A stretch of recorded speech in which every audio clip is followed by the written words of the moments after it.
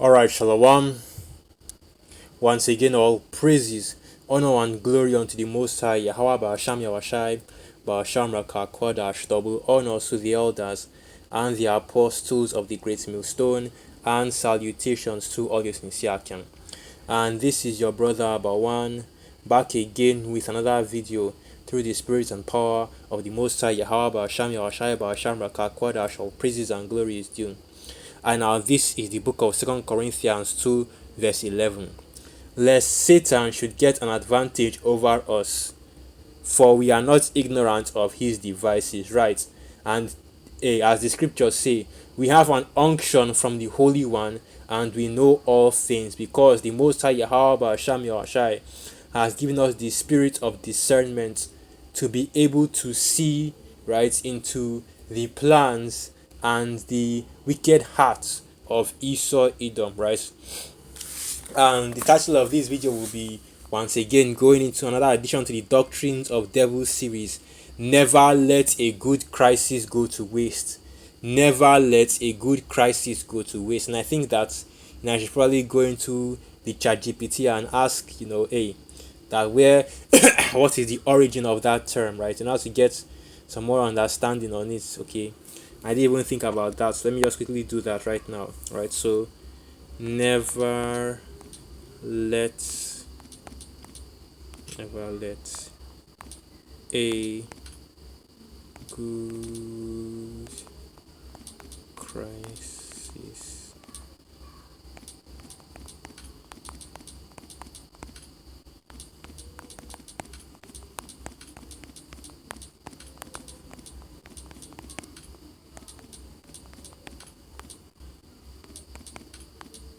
and the reason why I'm doing this video is because initially I was supposed to mention this right in another video that I did, and I believe the video was Esau is clutching his sword, right, or Esau is grabbing his sword.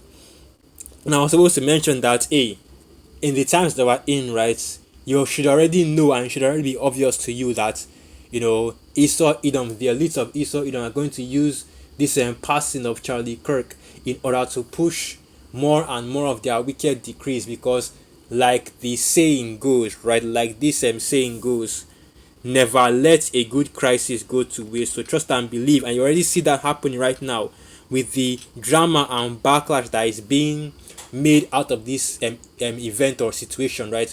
With the way Donald Trump is carrying this thing on his head, he carry on for head, right? He's carrying this thing on his head. He's so concerned with the matter, right? The flags will fly at half mast for Charlie Kirk. We're going to give him a posthumous Medal of Honor, and so on and so forth. And the reason why this is being done, the same thing with the Ukrainian woman. A lot of people believe that the reason why you have Trump being so concerned with this, when normally this dude doesn't care about these type of shootings and murder situations, is because it is a easy and quick distraction from his involvement with Jeffrey Epstein. Okay, it's as simple as that. So that's just that's a simple one note example right there of never letting a good crisis go to waste, because you see that Donald Trump, right, is basically taking advantage of this situation in order to allegedly of course, in order to keep people's minds away from his involvement with Jeffrey Epstein, right?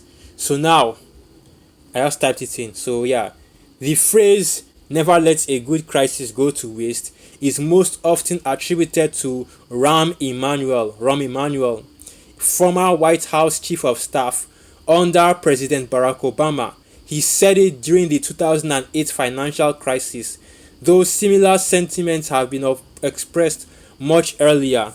Winston Churchill is sometimes loosely associated with a version of it, though the exact wording isn't his. So the term comes from Rahm Emanuel, okay? And I'll be honest, I don't even really know who cause is, right? I don't really know who this Rahm Emanuel individual is, but right, the White House Chief of Staff under President Barack Obama. So that also going to what I quickly want to do is just get a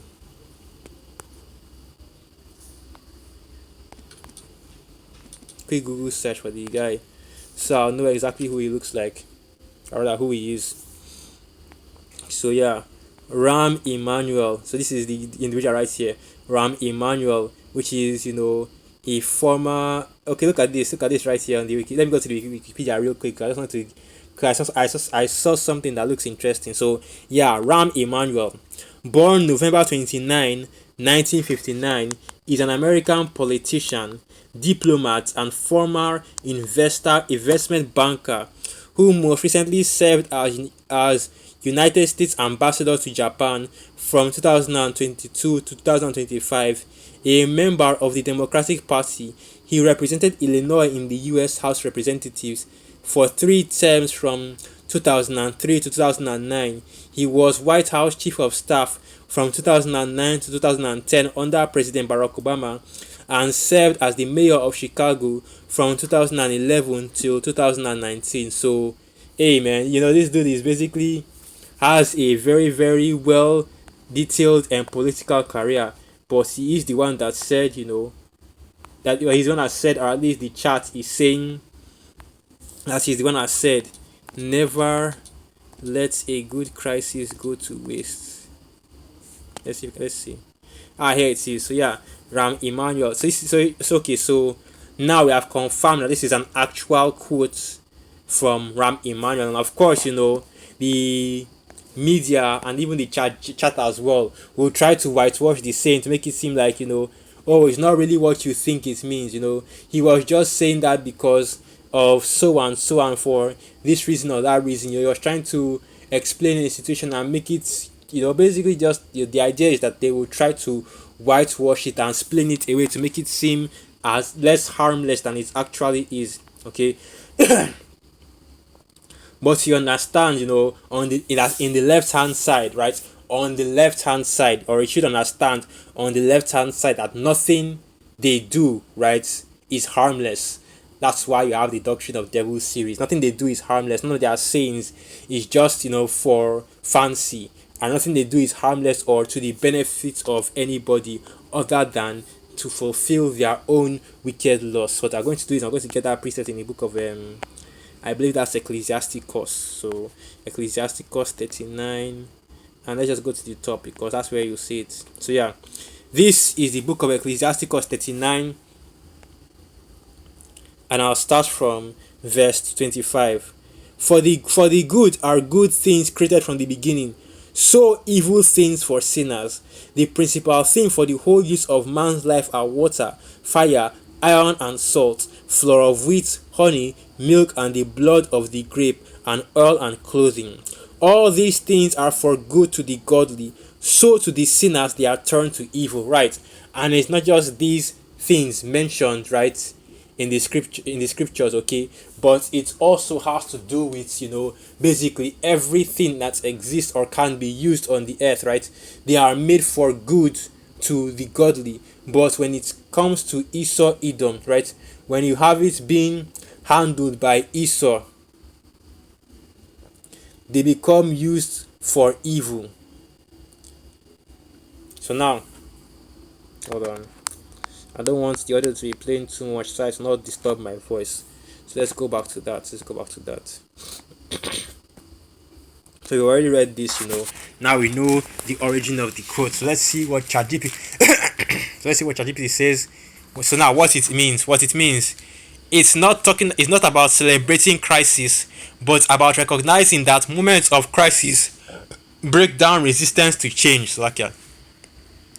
In normal times, people's institutions and political systems are resistant to big reforms, but during crises, wars, economic collapses, pandemics, natural disasters, people are more open to dramatic solutions because the old system clearly isn't working, right? So that's basically the idea of the never let a good crisis go to waste. That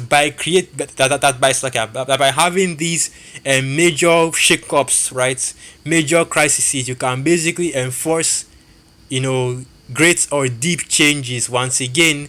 Because I used this in my last video, using the example of the Patriot Act from 9/11, right, that basically created a modern US surveillance state and also manufactured consent for the war in Afghanistan that went on for about 20 years, and also the invasion of Iraq. So that's your idea of never letting a good crisis go to waste, because basically, Esau uses these crises in order to, once again, like I said, push his wicked agendas. So don't be surprised if you see a bill or a legislation, or you hear about a story about something that happened during the time period in which Charlie Kirk passed away, and about how basically a bill was secretly signed by Congress during that time period, right? Or how a deal was secretly struck between the US government and some of these corporations, okay, basically because they used the whole death of Charlie Kirk as a distraction in order to do that. So now, example applications: financial crisis. The US government used the crisis to push through large-scale bailouts and reforms to stabilize the economy. Right? This is how Esau, lies and uses lies and deceptions in order to hide from the truth. The 2008 financial crisis bailed out a lot of these companies, right? But also put Babylon into great debt. That basically trickled down, because that's the only time your trickle down economics works, to the average civilian, right? And even ruined more and more your way of life. The reason why you no longer have a solid American middle class anymore goes back to this exact financial crisis. And I believe that majority of the bailouts were even for the banks. Anyway, World War II. The devastation of war opened the political space for the creation of the United Nations, the Marshall Plan, and welfare state expansions. Right? And let's not even go into that right now. The corruption of the United Nations, but yeah, and you're basically just seeing examples of. And I'm basically just seeing examples of, basically Esau Edom pushing further his wicked agenda, right, through the different crises that are happening on the earth, and it's basically just showing you exactly what I'm talking about right here, right? Because you have to understand that the United Nations is just basically the beast system, right, on a more in a more global scale. NATO and the EU on a more global scale, because if you look at the United Nations, right, the majority of the power is in the hands of Esau, man. The seats of the United Nations, and how it works, right, how it is established, what nation gets to be considered independent, what nation gets to have a membership and participate in it. The power seat is mainly indiscriminately held in the hands of Esau Edom. So let's get another precept real quick. So this is the book of Isaiah 10 verse 1. Woe unto them that decree unrighteous decrees, and that write grievousness which they have prescribed. Right.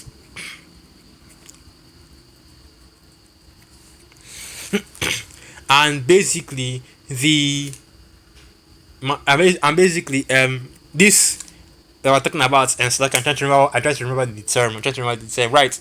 Basically, this idea of never letting a good crisis go to waste, right, is aligns perfectly with the Hegelian dialectic, order ab chaos. I believe that's the problem reaction solution is the Hegelian dialectic, but order ab chaos is something completely different, right? It lines up properly with the Hegelian dialectic, where you have a problem, the reaction and solution. And we know that Esau Edom is capable of manufacturing problems and manufacturing crises in order to push once again his wicked agenda. What do you think the term psyop is? What do you think the term false flag is? Alright. And there's the reason why these terms exist, because these things have been used in the past by Esau in order to push his wicked agendas on the earth, by creating a crisis that would basically force the people to change, right? Rather, force the people to look for change, and also in a way, manufactures the consent. Unless you see how these things relate with each other, right? The evil doctrines, the wicked doctrines that Esau Edom uses to deceive the earth, and it all goes hand in hand with each other, right? So let's go into. Let me get this preset as well, because you have these Edomites, man. Esau has a habit of whitewashing his wicked agendas, whitewashing, his wicked tactics, his wicked doctrines, to make them seem less harmful than they actually are. Okay. And I think that's probably going to be no. I don't see double speak. No. The spirit isn't really on me, so I can't really figure out what to title that. But let's type this in. Let's type this in. Yeah, war in his heart. Right, his words are smoother than butter, but war was in his heart. Yes, yeah, it is. Psalms 55 verse 21. The words of his mouth were smoother than butter, but war was in his heart. His words were softer than oil, yet were they drawn swords. Right, because like I said, this is the devil which the Bible speaks of. Okay. And as we read, we are not ignorant of Satan's devices. And this is how Esau comes at you, men. Soft spoken, as the scripture say. Let's get that precept as well, because that's also relating in this, right? Let's see. Okay, it should be it right here. Okay, Revelation 13, I believe. That you had a lamb. He had two horns like a lamb, but spake as a dragon, which is of course referring to those draconian decrees. Okay, so here it is right here. Revelation 13 verse 11. And I beheld another beast coming up out of the earth. He had two horns like a lamb, and he spake as a dragon. Right, so the two horns represent of course the two political parties that you have constantly fighting, when it comes to democracy, which is basically your left and your right, Republicans and Democrats, the Tories and the House Party. I forgot what they call it in the UK, right? APC and PDP here in Nigeria. So in most countries in the world, you have two major political parties that usually exchange power, left and right, that have senates and house representatives that come from both parties. Right, but that's just part of the tactics of democracy right there. Okay, so now, right, speaking as a dragon refers to the unlawful and wicked legislation, right? The draconian, unrighteous decrees that Esau Edom pushes, all right, throughout the whole earth. Okay, the unrighteous decrees that are being pushed in, inside the nation, which is why you see currently on the earth that you have so many nations where the people are basically rioting and the people are basically protesting and looking, looking to the government, right, still trusting in the shadow of Egypt, right, in order to either remedy their situation or basically just shut up rebelling against the government, like what you have going on right now in Nepal. And I've also realized that it's also happening in Indonesia as well. So those are two Southeast Asian countries that are having that condition right there, which is basically a condition of sedition, civil unrest. As the scriptures say, they shall not regard kings nor princes, and that's exactly what's happening over there right now. But yeah, let's get back to this. Let's bring ourselves back. Okay, this is what Esau does. Okay, when he makes, like I said, the Hegelian dialectic, when he makes the problem and then his reaction and solution is moving towards or is pushing for wickedness, right, to advance his wicked agenda. Right, so with that, I'll end the video right here. Once again, all praises, honor and glory unto the Most High Yahweh Ba'asham Yahawashai Ba'asham Rakakwadash Wa Abad Babal, and through the spirits of Yakiam and Joaquas were edified. Shalom.